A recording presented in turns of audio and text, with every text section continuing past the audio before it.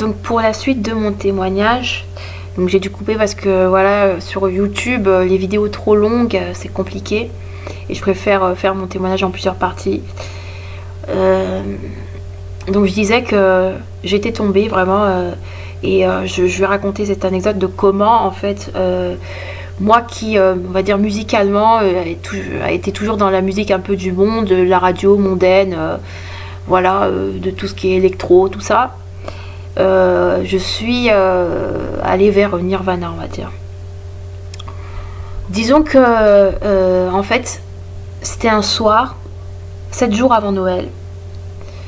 C'était à 23h, 23h30. Et à cette époque-là, en fait, j'étais, on va dire...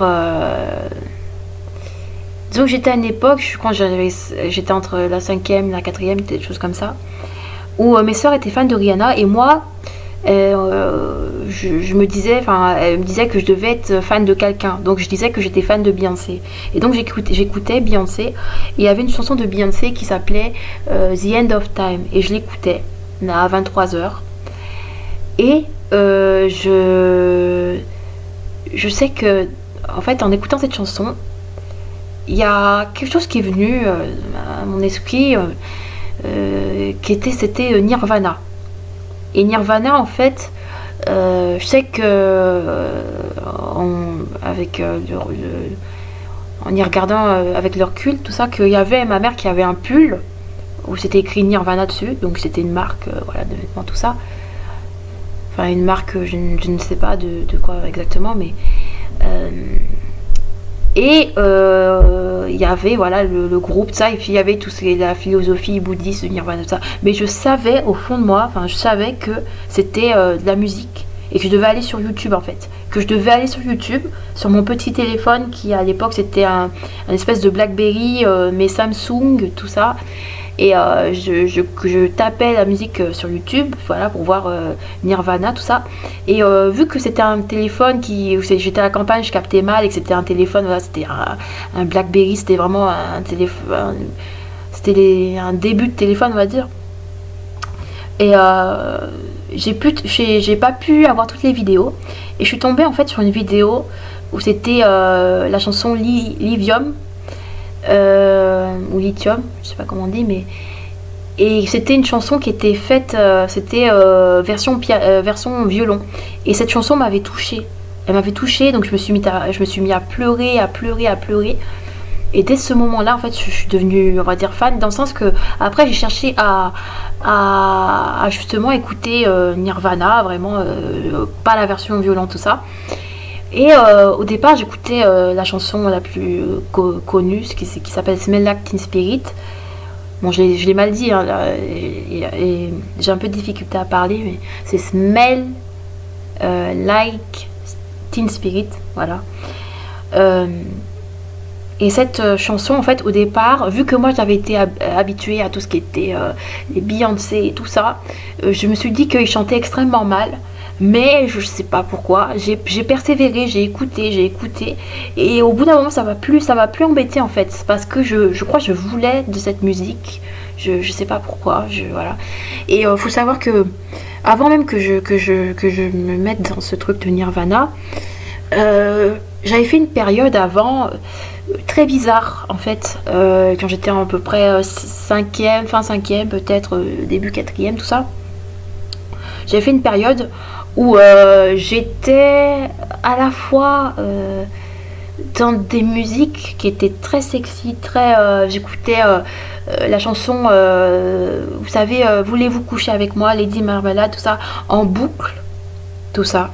Je sais même pas pourquoi, j'écoutais Britney Spears, tout ça, toutes les chansons avaient vraiment des trucs sexuels, tout ça. Et en même temps que j'écoutais ça, j'écoutais aussi un groupe qu'on appelle Evanescence, qui est un groupe très, un peu, je sais pas si vraiment c'est comme ça qu'on doit le qualifier, mais un peu émo, un peu très triste, en fait. Et je ne sais pas du tout pourquoi. Voilà. Je sais qu'en fait, à cette époque-là, en fait, on jouait avec mes frères et sœurs à Mario Kart sur la Wii, et il y avait un espèce de, je ne sais pas comment on appelle ça, mais de vidéos où il y avait Mario Kart et la chanson Bring Me to Life de Evanescence en fond, et cette chanson m'a interpellée en fait. Et je me suis dit waouh, elle est cool cette chanson. Et donc je l'ai cherchée sur YouTube je crois, et c'est là que j'ai commencé à écouter Evanescence.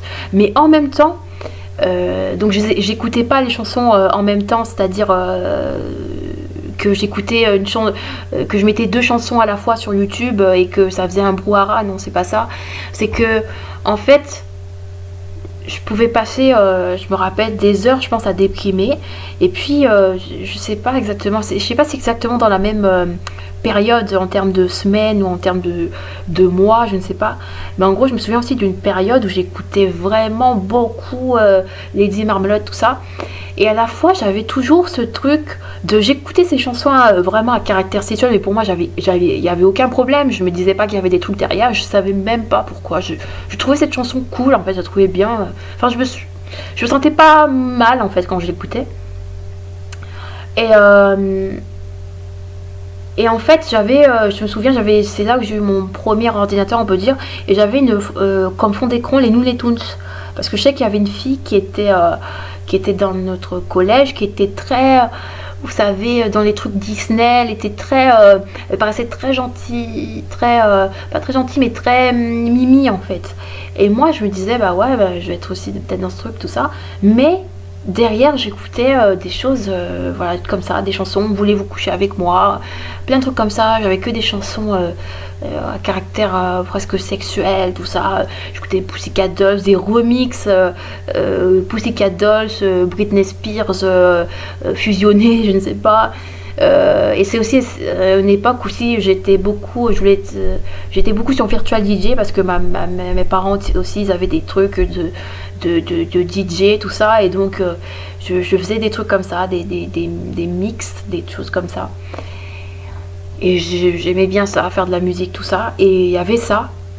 Et donc je sais en tout cas qu'il y a une période voilà, étrange un peu comme ça, étrange voilà, où j'avais ce truc là où j'écoutais vraiment Lady Marmalade tout ça, et Evanescence. Et j'ai fait aussi je sais pas si c'est exactement quand, hein, mais il y avait une période aussi j'étais très dans les choses reggaeton tout ça, et je m'amusais à danser parce que ma mère aussi, depuis qu'on est petite, en fait, depuis que je suis petite, ma mère donnait des cours de danse, et nous on participait aux cours de danse, mes soeurs et moi. Et donc j'ai toujours dansé déjà sur des musiques du monde, et tout ça, du hip-hop, tout ça. Et donc voilà, j'ai baigné aussi dans des musiques genre de Janet Jackson, des musiques assez sexuelles, tout ça, mais c'était en anglais. Donc ma mère, elle passait ses musiques en fait pour qu'on dorme, mais elle se disait que bon, vu qu'on comprenait pas l'anglais et que de toute façon on comprenait pas ce qu'il disait, bah il y avait aucun mal. Sauf qu'il y a des esprits, il y a des choses derrière, il y a des trucs sexuels vraiment derrière, et donc j'ai été dans ce truc là en fait pendant toute mon enfance, tout ça, mais j'en veux pas à ma mère parce qu'elle savait pas, et puis que voilà, c'est comme ça, de toute façon c'est comme ça. Et donc voilà, j'ai eu ce truc où vraiment à 10 ans, à 12 ans, j'étais déjà très hyper sexualisée en fait. Mais en fait, je paraissais comme une fille toute simple, toute sage.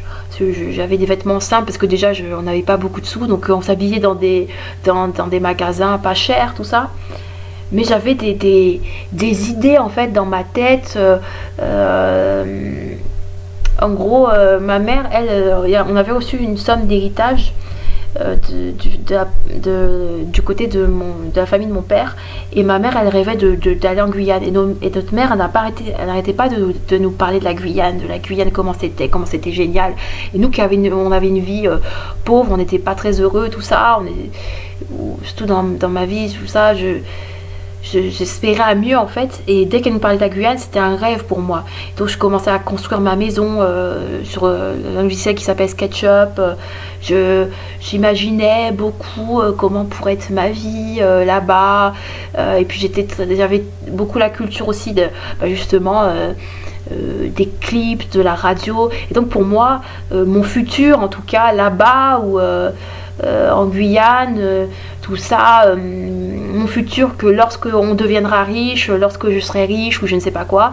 Bah, c'est une fille qui était très, je me souviens, j'étais très sexualisée en fait, dans le sens que je me imaginais que quand je serais plus grande, quand j'aurais même 16 ans, un truc comme ça, bah, j'aurais telle couleur de cheveux, j'aurais des cheveux longs, tout ça. Et à l'époque c'était aussi la couleur des cheveux rouges, je ne sais plus quoi.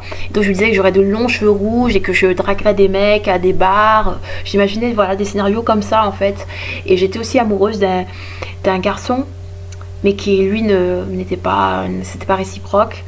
Je crois que c'était en 5e. Et voilà, j'étais très amoureuse de ce garçon, donc j'y pensais. Et je me souviens plus trop, mais peut-être même j'y pensais peut-être de manière sexuelle ou je ne sais pas. Donc vraiment à 12 ans, j'étais déjà voilà. Et même je voulais passer un moment en fait quand j'avais voilà, justement quand j'étais entre la 5e et la 4e, j'avais des idées de devenir une star de la chanson, on peut dire, où je voulais devenir un peu comme Beyoncé, tout ça. Donc pour moi, je voyais les stars comme ça qui s'étaient habillées avec des mini shorts, des bustiers, des trucs comme ça. Je me disais que je serais pareil, que je m'habillerais mini shorts, bustier, talons hauts, que j'aurais une super coupe de cheveux. Parce que c'est pas, voilà, quand vous êtes pauvre, tout ça, quand vous êtes personne vous regarde, tout ça, vous voyez. Et moi j'avais vraiment le temps d'observer les gens, d'observer comment étaient les filles les plus populaires, d'observer leurs vêtements, les marques. Et j'étais très aussi dans la mode, dans tout ça. Donc j'imaginais des vêtements, je prenais des inspirations des choses qui se faisaient en fait à cette époque. Et je créais mes propres trucs où j'imaginais les tenues que j'allais porter, les choses que j'allais porter. J'imaginais plus grande. Et en gros, c'était... plus grande, en gros, je m'imaginais vraiment un peu plus riche. Et en gros, prenant un peu ma revanche sur la vie, en étant justement séduisante envers les garçons, en étant vraiment la personne, voilà, enfin, devant qui, voilà, qu'on regarde et devant qui on bave, je sais pas. Mais voilà, en gros, j'étais dans ces idées-là, en fait. Et j'avais même le nom du groupe que je voulais faire, bien avant que même Nirvana, je crois. Bien avant, parce que je voulais devenir une star de la pop. Je voulais faire, je sais pas si c'était un groupe ou un nom de scène, mais en gros, je voulais m'appeler Pussy Sky.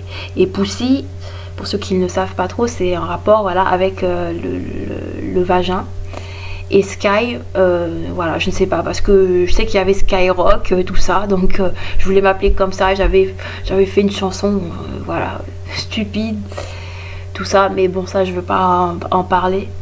Disons qu'après cette période-là, en tout cas, je sais que j'étais dans tout ce qui est dans Nirvana, tout ça. Donc après m'être intéressée à Nirvana, tout ça, j'avais écouté tout l'album Nevermind.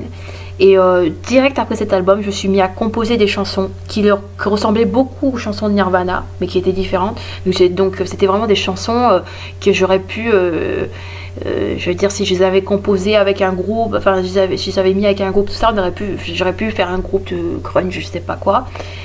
Et donc j'avais fait aussi une chanson, ma première chanson, on peut dire, qui s'appelait Happy Dead. Et qui parlait en fait que lors de ma mort, les gens parleront de moi et tout ça. Donc de la célébrité, de la mort. Donc c'était par rapport au suicide, par rapport à tout ça. Et moi je trouvais ça cool en fait. Et tant que je trouvais ça cool, bah voilà, c'était bien. Et donc je commençais à vouloir avoir un nom de groupe, tout ça. Donc je cherchais des noms de groupe, tout ça. Donc tout ça c'était, je faisais ça chez moi, tout ça. Et donc voilà, j'avais en 4e, j'ai commencé à avoir des amis aussi, deux amis qui les deux étaient fans de manga, et il y en a une qui était fan aussi de rock en fait, mais pas de Nirvana, tout ça, mais de AC/DC, de tout ça, parce que son père déjà écoutait du rock, tout ça. Et moi j'étais fan de Nirvana, et j'avais fait disons, j'avais fait plein de recherches en fait autour de Nirvana, sur tout ce qui pouvait concerner Nirvana, de près de loin, le grunge, tous les groupes de grunge, tout Courtney Love, tout ça. J'avais fait toutes les recherches, tout ça, mais il n'y a aucun groupe en fait qui me touchait comme Nirvana. Et pour moi, tous les groupes de grunge j'écoutais, mais je me disais c'est nul en fait, comparé à Nirvana, c'est nul. et tout ça. Et puis je me suis aussi inscrite sur un site de rencontre pour ceux les gens qui aiment le rock, je sais pas si je peux dire là le nom du site, mais ça commence par rock, voilà. Et c'était un site où je me suis voilà, inscrite quand j'avais 14 ans, peut-être moins encore. Et en gros, là-bas, sur ce site, il y avait beaucoup de personnes plus âgées. Et je parlais avec des personnes aussi qui étaient très perverses. Mais vu que j'étais... enfin, disons qu'en fait, je savais en moi-même que c'était mal. Et j'avais peur. En fait, j'avais une espèce de peur, de crainte, je sais pas. Quand j'étais sur ce site, je me disais, c'est pas bien. C'est pas bien d'être sur ce site. Je le savais que c'était pas bien, il fallait pas que je sois sur ce site, que je parle à ces gens. Je sentais une sorte, mais le truc c'est que je sentais une sorte d'adrénaline par rapport à ce qui était interdit. Donc je me disais, bah, je vais continuer parce que ça m'apportait de l'adrénaline. Et puis voilà, vu que c'était interdit, bah, c'est ce qui rendait peut-être ça aussi plus désirable, je sais pas. Mais en gros, voilà, et donc je discutais de ces choses, tout ça. Et il faut savoir aussi qu'à l'époque, voilà... donc entre ma 5e, ma 4e, tout ça, donc lorsque j'avais 13-14 ans, peut-être même un peu 12 ans, voilà, voilà, vers 13 ans on peut dire, tout ça, je ne sais pas exactement. Tout ce que je sais c'est que en fait vous savez au départ quand on a déménagé tout ça, on avait je sais pas si on avait, je crois on avait la télé tout ça, mais après on a eu plusieurs chaînes, vous savez, la DSL tout ça, et on a eu Canal Plus, tout ça, et donc on a eu plusieurs chaînes. Et vous savez, souvent tard le soir, il y avait vous savez, sur les petits cadrans, je sais pas comment vous dites, mais quand vous voyez la télé, il y a plusieurs cadres en fait où il y a des chaînes sur ces cadres. Et moi, quand j'étais le soir, tout ça, voilà, je tombais sur des choses, sur des films pornographiques qui passaient sur ces petits cadres. Et voilà, je regardais. Donc ça empirait les choses en fait. Donc j'étais vraiment dans ces trucs de pornographie, tout ça, et je regardais tout ça. Donc pour moi, on va dire, ça m'inspirait parce que je me disais, bah, c'est ça le sexe, c'est ça l'amour, et voilà, je m'imaginais des trucs, voilà. Et disons que voilà, je savais que sur ce site, c'était des personnes plus âgées que moi, qui étaient un peu perverses en fait, qui ne s'intéressaient pas à moi parce que je voulais pour moi ou pour la musique, mais vraiment pour ça, pour le côté sexuel, tout ça. Et il y avait sûrement aussi peut-être le truc de se dire qu'il y a des gens dangereux, tout ça. Mais voilà, il y avait cette adrénaline, je continuais à parler avec eux, et j'étais, disons, je sais pas si j'étais moins perverse, je dirais peut-être pas ça, parce que voilà, je regardais des films pornographiques, tout ça, mais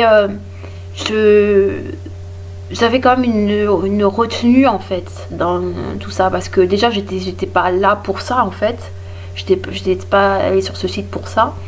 Et en plus, ces personnes qui parlaient de choses comme ça, je savais que c'était des adultes, des vieux adultes, ça. Et moi, je savais que voilà, j'étais encore, bah, enfin, je sais pas si je savais, mais j'étais pas une adulte encore. J'ai des responsabilités, tout ça, voilà quoi. Et donc j'étais dans cette période-là.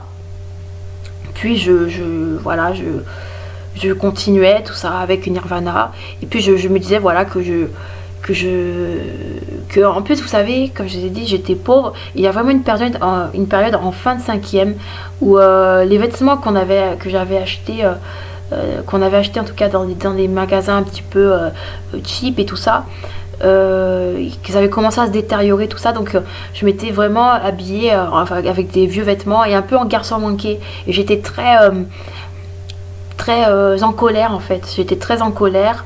Et à cette époque-là, j'étais pas dans le rock, mais j'étais plus. Il y avait une chanson qui revenait beaucoup, c'est Gangsta Paradise. J'étais très dans la colère, tout ça. J'étais même allée. Je sais plus si c'était à cette période-là, mais en vacances, tout ça. Et à cette époque-là aussi, quand je suis allée en vacances, quand j'avais genre 11 ans, vu que mes seins avaient commencé à pousser, les gens me prenaient pour une fille qui avait genre 18 ans. Et donc il me draguait alors que j'avais juste 11 ans. Et donc ça aussi ça m'a un peu perturbée parce que c'était un peu perturbant et à la fois ça me plaisait bizarrement. Et en fait sinon ça me faisait, je sais pas qu'est-ce que ça me faisait, mais je voilà, c'est juste j'avais 11 ans, il me prenait pour une fille de 18 ans et les gens voyaient mes seins, tout ça. Et vraiment il y a une période, en tout cas je sais que quand je suis partie en vacances, on partait vraiment au bord de la plage ou plutôt du lac parce qu'on n'allait pas non plus loin, on allait vraiment dans le Rhône, tout ça, enfin plutôt vers la Loire plutôt on va dire, en Ardèche. Et non, vers Aurec, voilà. Et donc il y avait, je sentais, je crois, bah déjà un malaise parce que je sentais qu'il y a un malaise parce que quand j'étais petite, bah je me baignais dans l'eau avec mes frères et sœurs, mon père, tout ça. On avait un petit bateau gonflable, ça, on s'amusait bien. Et puis là, les gens, bah, ils avaient un regard sur moi, voilà. Et voilà, ils avaient un espèce de regard sur moi et voilà, les hormones commençaient à travailler, tout ça, et je commençais même à complexer, enfin, je sais pas, mais en gros, voilà, on se regarde dans le miroir quand on est jeune, et puis on se dit, bah, il y a peut-être ça qui va pas, tout ça. Mais voilà, pour revenir là où j'en avais quand j'étais fin 5e, tout ça, début 4e, voilà, je m'habillais un peu en garçon manqué avec tout, en fait avec les vêtements que j'avais. J'étais très en colère parce que j'avais pas d'amis, j'avais personne parce qu'elle était partie, mon amie qui sentait pas très bon, voilà. Et donc j'avais ça en fait. Mais je continuais, en tout cas il n'y avait pas de truc en moi qui me disait mais tu vois pas que t'es une méchante fille. Non, je disais que c'était moi la bonne fille et que tous les autres étaient, voilà, que les méchantes filles, bah, c'était justement les pestes qu'on voit dans les films et tout ça. Et donc pour revenir là où j'en étais par rapport à Nirvana, tout ça, bah, voilà, j'ai voulu rentrer, voilà, dans le truc Nirvana, ça, donc le truc grunge, tout ça. Et ça fait, voilà, comme je l'ai dit, ça a été un processus en fait avant d'arriver vers Nirvana, tout ça. Et voilà, plus tard, même si ça arrivait plus tard, à vouloir mettre des habits un peu, voilà, de garçon. Et j'écoutais Nirvana tous les matins avant d'aller à l'école, dans le bus, à la récré, j'écoutais Nirvana. J'écoutais tout le temps Nirvana. J'étais dans une... je croyais être dans la vérité, pour moi, d'être une personne qui était hors des autres, qui était vraiment spéciale. Et je sais qu'aussi, vers mes 12 ans aussi, mais c'est là que mes parents aussi m'ont parlé des théories du complot, des Illuminati, des trucs comme ça. Et c'est là aussi que mon monde s'est brisé parce que avant, ma mère, comme je t'ai dit, elle nous a mis dans une bulle de protection et donc on était au courant de rien du tout, même quand les tours elles se sont effondrées. Peut-être j'ai vu ça à la télé quand j'étais très petite, mais ça me faisait rien parce que j'étais pas au courant, je savais même pas de quoi, enfin qu'est-ce que ça voulait dire. Et en gros, je savais de loin en tout cas que le monde était injuste et rempli de crimes et tout ça, mais voilà, dans notre vie, même si on était pauvres, voilà, notre mère nous a toujours protégés, toujours voilà, mis dans un espèce de cocon où voilà, tout allait. En plus, il y avait toujours cette musique un peu de reggae planant, tout ça, donc voilà. Et donc en gros à mes 12 ans, dès que j'ai découvert ça, bah, c'est un peu comme tout mon monde, tout mon cocon était un peu détruit. Et je me suis dit que ouais, en fait il y a des choses qui sont cachées en fait. C'est que la vie en fait c'est pas ce qu'on voit, enfin c'est pas ce qu'on pense. Et qu'il y a des choses plus mauvaises. Et donc ils m'en ont parlé, des Illuminati, des choses comme ça. Donc c'est là que je commençais à découvrir, voilà, selon moi la vérité, tout ça. Et donc j'avais Nirvana, tout ça. Donc pour moi le monde me paraissait j'avais une vue un peu cynique et encore plus pessimiste du monde, parce qu'en plus c'était cool en fait, c'était cool d'être en dépression avec Nirvana, c'était cool d'être en dépression, c'était bien, c'était une bonne chose en fait. Et de ce fait que je me souvienne, bah, je pense pas avoir été une fille optimiste parce que justement avec tout le fait que j'avais cette tristesse au fond de moi et que j'étais toute seule, tout ça, m'a pas aidé à être optimiste. Et même j'abandonnais beaucoup de... Enfin, j'avais abandonné même quand j'étais petite quelque chose que j'aimais bien, tout ça. Voilà, à cause du fait que je me disais que voilà, que j'étais pas acceptée dans ce truc, donc j'abandonne tout ça. Mais pour en revenir, donc ça c'est une petite parenthèse, mais pour en revenir là à Nirvana, voilà, j'écoutais de plus en plus Nirvana, mais disons qu'à cette époque, vu qu'on n'était pas très riche et que on n'allait pas souvent en ville, bah, je m'habillais normalement en fait, mais j'écoutais Nirvana. Et je sais qu'aussi une période, quand j'ai eu 12-13 ans, c'est que lors d'une rentrée, en fait, vu que je voyais que les gens ne m'aimaient pas trop, en fait, je me suis dit que si je m'habillais un peu bien et tout, un peu comme ils veulent, tendance, tout ça, les gens m'aimeraient. Mais quand j'ai vu qu'en fait, même quand je faisais des efforts pour être un peu mieux, un peu plus normal, bah, les gens m'aimaient pas, bah, je me suis dit, bah, ça sert à rien en fait. Ça sert à rien de faire des efforts pour les autres s'ils m'aiment pas. Donc c'est vraiment l'accumulation de tout ça. Et Nirvana, tout ça qui arrivait, c'est vraiment le plan du diable qui arrivait. Nirvana, plus le background de l'hypersexualisation. Donc ce qui fait que j'étais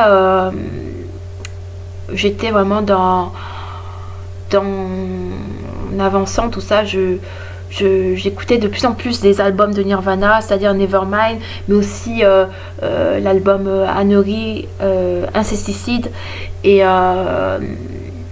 les autres albums aussi. J'écoutais tous les albums. Et vous savez, dans les albums sont, enfin, ce qui est dit dans ces albums, ce qui est dit dans ces musiques, et déjà c'est tout ce qui est les paroles de dépression, de tout ça. Mais en plus il y a ce côté sexuel, je crois, et pervers en fait. Et vous mettez tout ça dans la sauce du cool, de tout ça.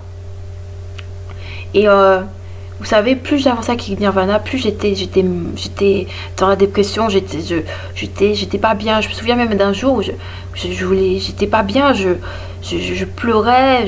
En plus, on était à la campagne, vous savez, la campagne, on dit souvent qu'il y a un esprit de mort là-bas. Et il y avait la nuit aussi, vous savez, à la campagne, on était vraiment la dernière maison du village, d'un tout petit village de quoi, 500, 600 personnes. Et juste derrière, chez nous, il y avait un cimetière. En fait, la fin du village, le bout du village, tout ça, c'était le cimetière. Et nous, on était juste avant, en fait, le cimetière. Et en face de nous, il y avait des vaches et quelques voisins, mais des maisons un peu éloignées, un peu. Et en gros, j'avais ma propre chambre. Et j'écoutais Nirvana, tout ça, j'étais triste. Je pensais aussi au truc des Illuminati.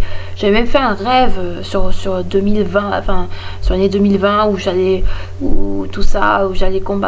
combattais, je sais pas, les Illuminati, je sais plus, mais en gros ils avaient fini par m'écraser, je ne sais plus quoi.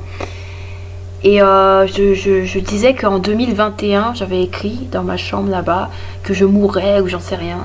J'avais écrit un truc comme ça. Donc très bizarre, très nul. Et je passais aussi des journées aussi enfermée dans ma chambre. Ça c'était peut-être avant Nirvana aussi, j'étais très dans ma chambre, tout ça. Mais aussi on faisait des activités à l'extérieur vu qu'on avait un jardin. Donc on faisait plein de choses, hein. Je jouais aux jeux vidéo avec mes frères et sœurs aussi. Il y avait plein de choses comme ça, mais j'étais très triste, j'étais très mal. Et j'étais pas bien quoi, je me sentais mal. Je sais plus si je me sentais vide ou je me sentais vraiment très mal. Je me sentais peut-être comme un bout de viande ou je ne sais plus. Mais en gros, j'étais vraiment vraiment mal. J'ai pleuré. Je sais que ma mère, je crois, elle était venue et elle savait que j'étais en dépression et que c'était pire encore en fait. Ça s'était empiré.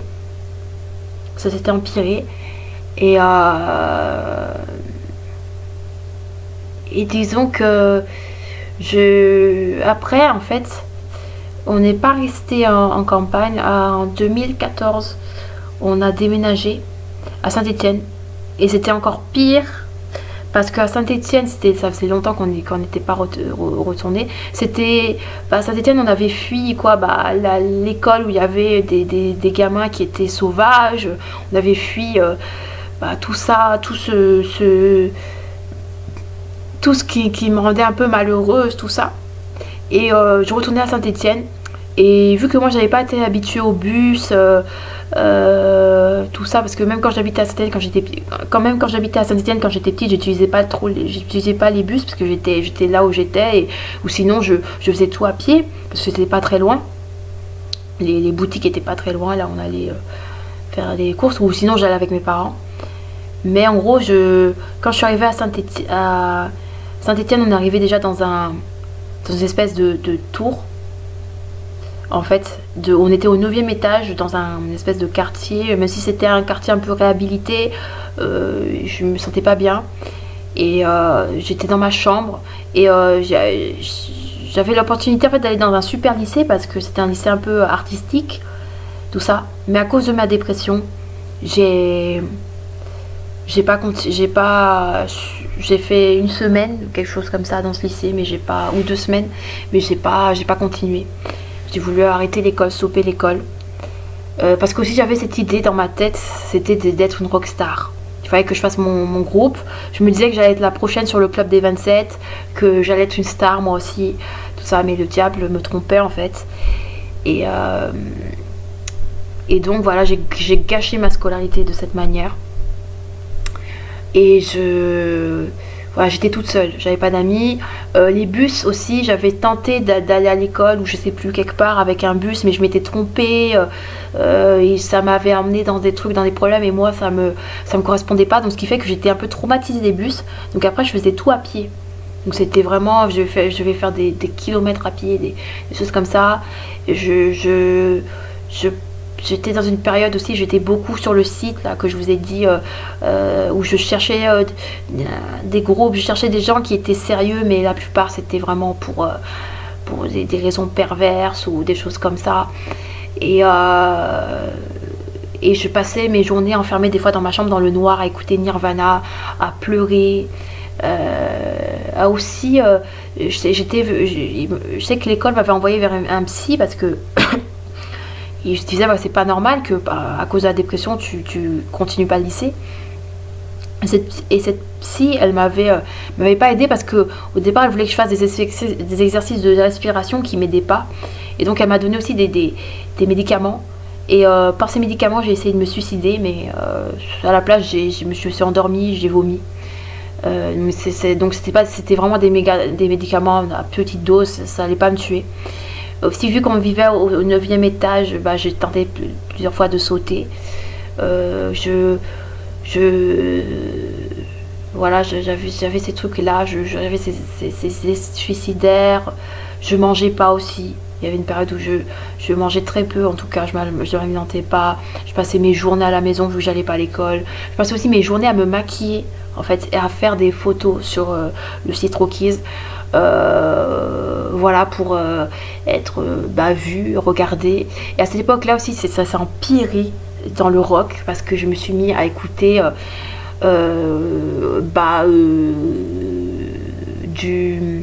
me suis mis à écouter Marilyn Manson, Slayer, pour être un peu plus dans le truc, un peu plus cool, je sais pas. Je m'étais mis aussi dans cette période où j'étais même en campagne à écouter aussi Metallica, tout ça, donc vraiment à grandir dans ce truc de rock, de tout ça. Et là je vois que c'est un petit peu ça fait 33 minutes, donc je veux stopper et on va poursuivre la suite du témoignage.